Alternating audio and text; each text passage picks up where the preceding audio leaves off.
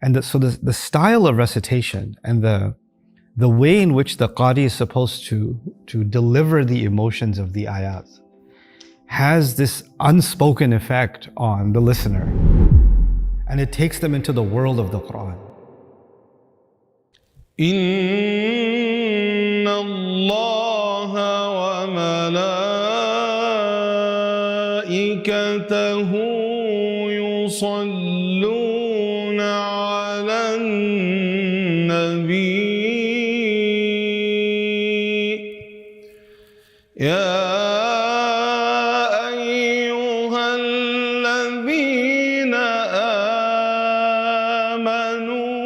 صلوا عليه وسلموا تسليما.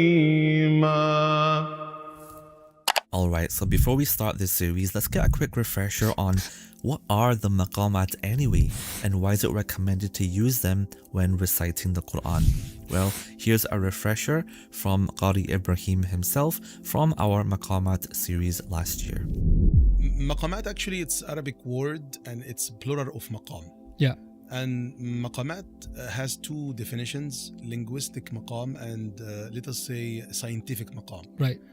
Linguistically, maqam in Arabic language, maqam means your state, your hal, right, your mood. Yani, what do you feel now? It's like circle. You listen to the tune, then you receive the tune in your mind. Okay. You try to memorize it. Then you feel the tune. Then you express the tune with your voice. That's the maqamat circle. Now, who is Qari Ibraheem Bakir?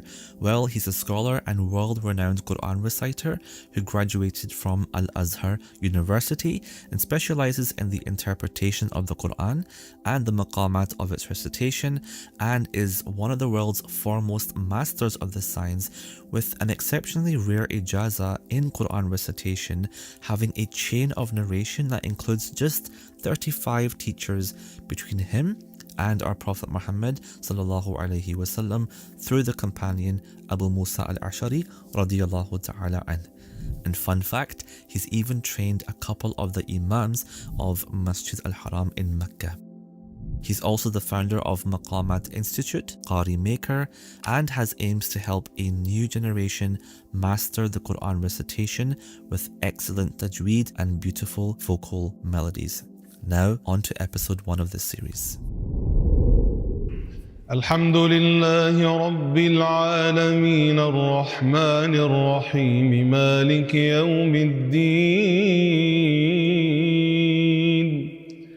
إياك نعبد وإياك نستعين اهدنا الصراط المستقيم صراط الذين أنعمت عليهم غير المغضوب عليهم ولا الضالين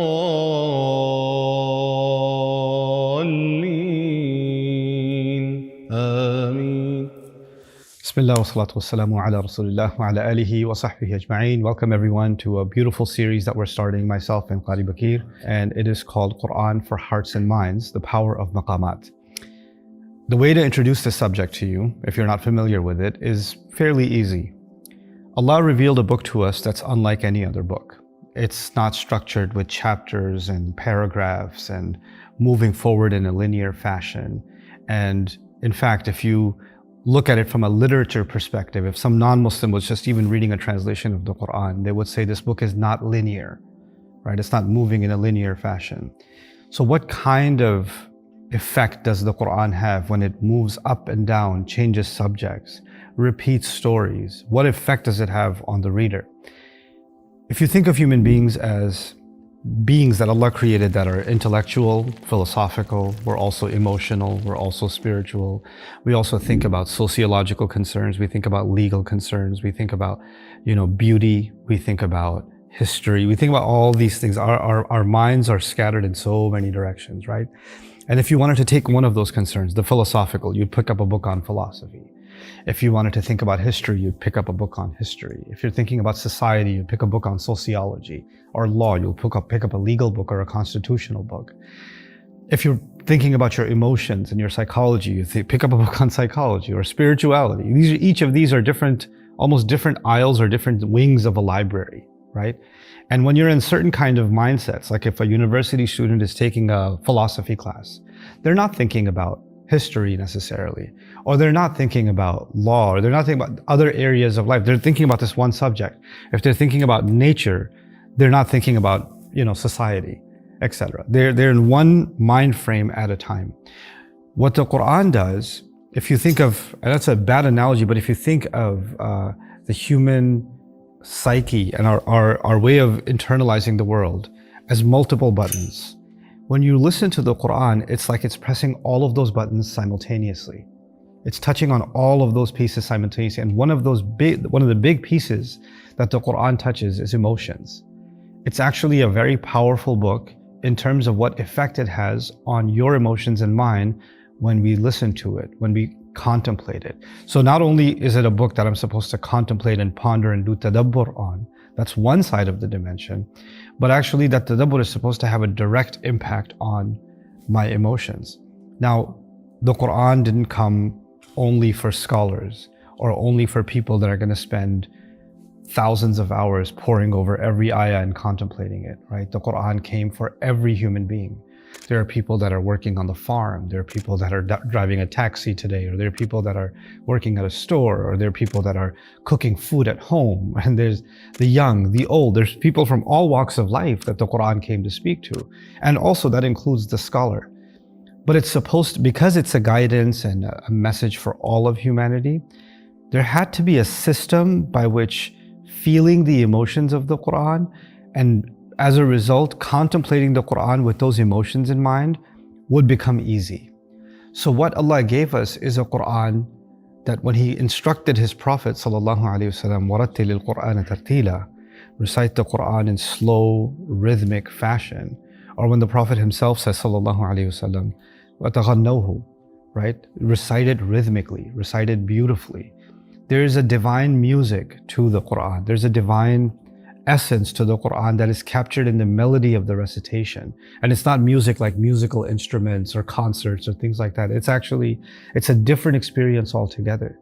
One time I was at a gas station and I was just listening to Quran recitation. It was a little bit loud and I was pumping my gas. And the guy comes up to me from the other car. He goes, "What song is that? It's not a song, but what is it? It feels like a song." And I was like, "That's God. That's God's words." And he goes, "Can I get," it stopped him in his tracks, right?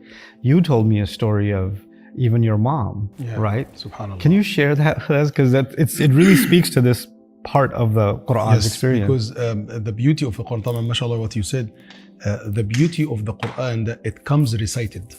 It doesn't come as a book that you have to read only. That's correct, yeah. That's why in the Quran, Allah subhanahu wa ta'ala said, وَرَتِّلْ الْقُرْآنَ تَرْتِيلًا. He does not say, اقرأ القرآن. And that's right. it. Read there is the Quran. اقرأ القرآن, اقرأوا القرآن في حديث, and that's good. Right. But if you take the whole thing, there is وَرَتِّلْ الْقُرْآنَ تَرْتِيلًا. There is قرآنا عربيا. Quran, it comes with the قراءة as a reciting. Like an Arabic recital. Yep. That's right, yeah. I have a lot of stories, even with animals, Sheikh. Even with my own cats. If you recite, if you recite the Quran with one tune, you can tell the impression of the animal itself with different even tune. And if you recite with no tunes, nothing gonna change. This is also reminding me one time, because I walk a lot and recite sometimes, and one time I just got tired. I sat at a bench in Denmark, and I was just sitting reciting Quran, and these birds just started coming and sitting next to me. And the moment I stopped reciting, they all flew off. Sometimes I was reciting with some tunes, and these things happened to me. I couldn't even record it or something because I was in the feeling, in the mood. So I didn't like to bother myself in that time. But wallahi, things like you cannot even imagine it. Ya Rab.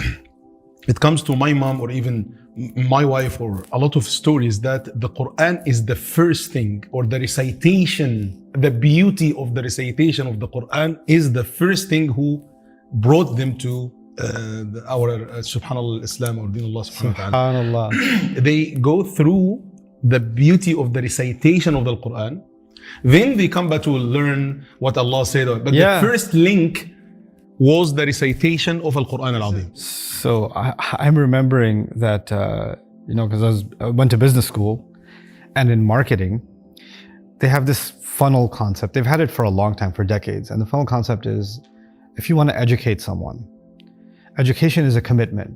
They have to sign up for a class, pay a fee, leave work, take the train, take the bus, get to the university, sit in the class. It's a lot of effort, right? And then even after you sit in the classroom, you have to pay attention, take notes, do the homework.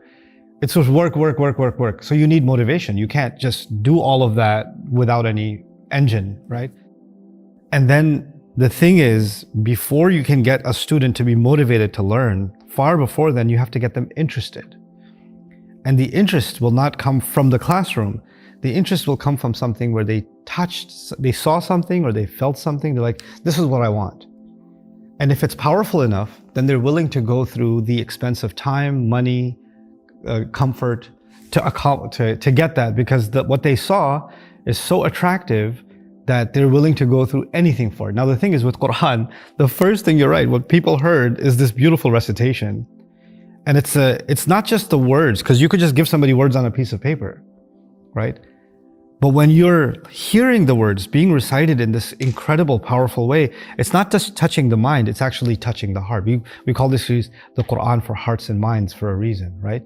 And so the style of recitation and the way in which the Qari is supposed to deliver the emotions of the ayat has this unspoken effect on the listener.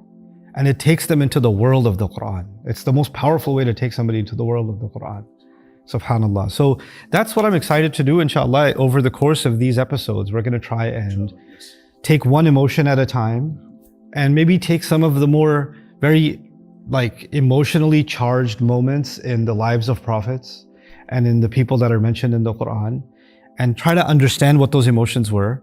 And then I'm going to have you recite those ayat and see if we can feel those emotions as we hear you recite them. Because we're not just supposed to have a relationship with the Quran where we understand the Quran. We're supposed to have a relationship with the Quran where we feel the Quran. And you can't feel the Quran if you don't connect it with your own feelings, right? And you cannot connect it with your own feelings except with the maqams. With the tunes. maqams, that's correct. Without tunes, forget about it. Even Sheikh, just to end this, Sayyidina Dawood alayhi salam, thousands of years before, when Allah subhanahu wa ta'ala is addressing him in the Quran, it comes with 4 or 5 places. One of them talks about the voice. When he said, Ya Jibal, awwibi ma'ahu wat-tayr, wa alanna lahu al-hadid. Allah literally was talking about Mazamir Ali Dawood. When he was reciting these Mazamir, Allah is commanding the mountains and the birds to repeat with Sayyidina Dawood alayhi salam, not even people. We're talking about the mountains and the birds. Ya Jibalu. That's why the Prophet told Abu Musa al-Ash'ari when he heard his good voice, لَقَدْ أُتِيتَ مِزْمَارًا مِنْ مَزَامِيرِ آلِ دَاوُد. You know, if you think about mountains and birds, right? No. Birds are a soft, frail creature. If you hold it in your hand, you can even kill it. You can just crush it. It's the softest, weakest thing. And the mountain is a symbol of power. You can't, you could crash a plane into the mountain will stay, the plane will be gone. Right? And Allah is taking the softest and the smallest to the hardest and the biggest. And they're all following along with the dhikr of Allah. And it's amazing that Allah could have said it was a different subject, right? وَأَلَنَّا لَهُ الْحَدِيدِ. We made iron soft for him because he was making weapons and armor and all of those things. But it's beautiful that Allah put it in this ayah. Almost as if to say it was the dhikr of Allah also that was making the iron soft. Subhanallah. Even the hearts of these believers in the time of the Prophet ﷺ, because Allah is talking about it's kind of rocks. He was calling Bilal to even make the adhan, the conversion from the deen to be an emotion stuff. It was through Bilal before even the salah. It was like a preparation for the recitation of the Prophet. When the Prophet told Bilal, come and make adhan, and one other sahabi has jealous and said, why? Why Bilal? He said, لأن بلالا أندى منك صوتا. Because he's more beautiful and more captivating in his voice than you are. Subhanallah. Excited to have this series with you guys. I hope you're excited as I am, inshallah. And I hope that as we listen to these episodes and watch them and really enjoy the recitation with our hearts, that we develop a lifestyle habit of connecting to the Quran, both intellectually, emotionally, and spiritually. Jazakumullahu khairan. Assalamu alaikum wa rahmatullahi ta'ala wa barakatuh. Assalamu alaikum wa rahmatullahi ta'ala wa barakatuh. I hope that you enjoyed watching this video. For those who want to learn different methods of recitation, for those who want to improve their voice and bring it to a higher level, for those who want to enjoy and delight both prayers and listeners with their voice, for those who want to practice, inshallah, the whole Maqamat practically one-on-one with me, sign up here.